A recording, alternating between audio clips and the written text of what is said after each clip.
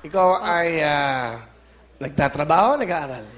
Hindi po, may anak na po ako, 2 taon. Lalaki po. Asan ang tatay mo naman? Sa bahay din po. Pati mo, nanay, tatay mo. Tay, nay. Mama, Papa, nandito na po ako sa Wawawin! Sana manalo po ako. Asan naman ang iyong anak? Sa bahay din po, sila po yung nag-aalaga po sa anak ko. Pati mo, baby mo. Anak ko, hello! Mamaya, kikis kita. Oh. Ilan taon ka na ba, Dang? 21 po. Nagka-baby ka ilan taon?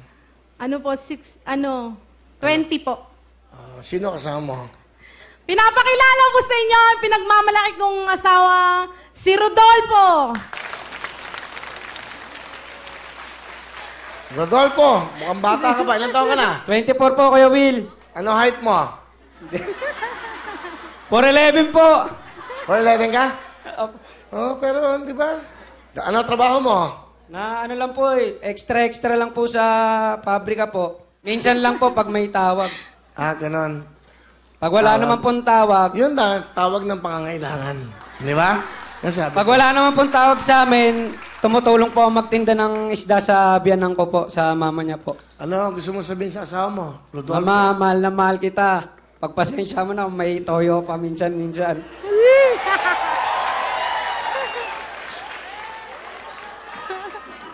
Ayaw mo, gaganda rin yung buhay natin. Tataguin ko yung pamilya natin. Mahal na mahal ka namin ng anak natin. I love you.